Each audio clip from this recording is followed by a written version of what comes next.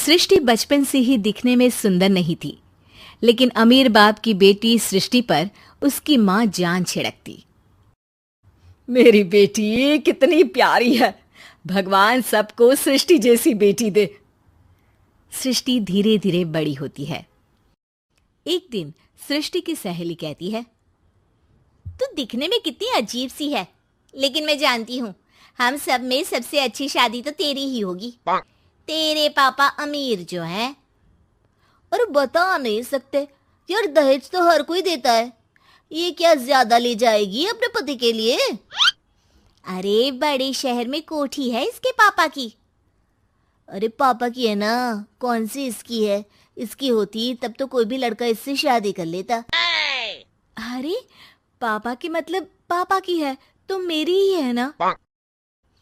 किसने कहा? अब तेरी तो तब होगी ना जब तेरा भाई ना हो। वैसे भी शादी के बाद सारी प्रॉपर्टी भाई के नाम होती है। सृष्टि समझ जाती है कि उसे किसी भी हालत में माँ बाप की सारी प्रॉपर्टी को अपने नाम करना है, लेकिन कैसे? एक दिन सृष्टि का भाई शीनू कहता है, बहन क्या कर रही है? तुझसे एक बात करनी है। अरे हाँ हाँ करना, मैं तो तेरी बहन हूँ। बहन मेरी लाइफ में ना एक लड़की है, बहुत अच्छी है।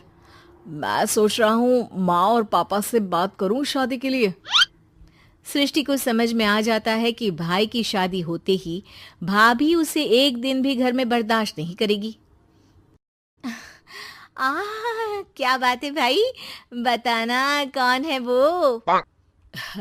यार वो बहुत अच्छी लड़की है, पढ़ी लिखी है, मेरे साथ जॉब भी करती है। बस एक प्रॉब्लम है। प्रॉब्लम? क्या प्रॉब्लम है भाई? यार वो शादीशुदा है, लेकिन उसके पति ने उसे सिर्फ इसलिए छोड़ दिया क्योंकि उसके माँ बाप दहेज नहीं दे पाए। सृष्टि ये सुनकर न जाने क्यों खुश हो जाती है। अरे भाई तो क्या हुआ, लड़की तुझे तो पसंद है ना? शीनू को लगता है कि बहन उसे समझ रही है। वो इस बात से अनजान होता है कि उसकी बहन की मंशा पूरा घर हड़पने की है। सृष्टि अपनी माँ से कहती है, मम्मी मुझे तो बहुत चिंता है, पता है शीनू क्या कर रहा है? अरे क्या कर रहा है, वो तो काम पर जाता है और वापस घर आता है। नहीं ना माँ, वो यही तो नहीं कर रहा, बाकी सब कर रहा है। आपको पता है उससे प्यार है, और वो भी एक शादीशुदा लड़की से। ये क्या हो गया, मैं सोसाइटी में क्या मुंह दिखाऊंगी? अरे तेरे पापा तो यही कहेंगे कि मैंने ही उसे बिगाड़ दिया है।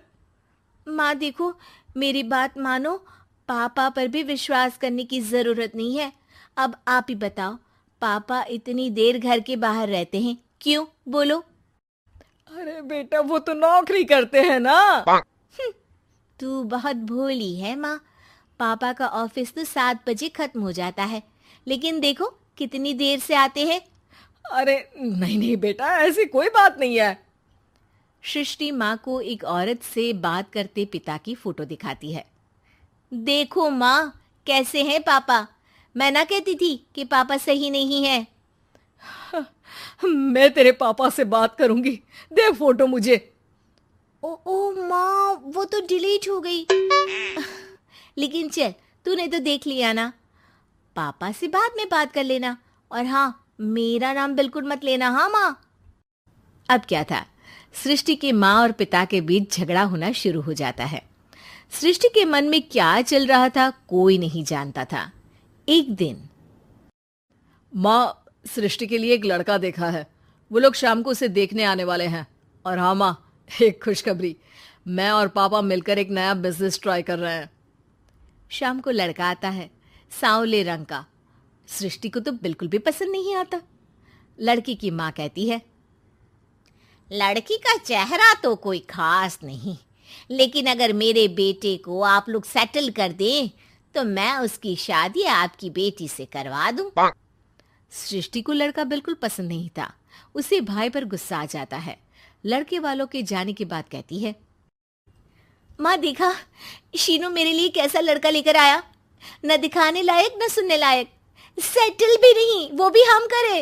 अरे माँ, मैं जानती हूँ ये मेरी शादी किसी भी घर में क्यों करवाना चाहता है। अरे कैसी बात कर रही है बहन?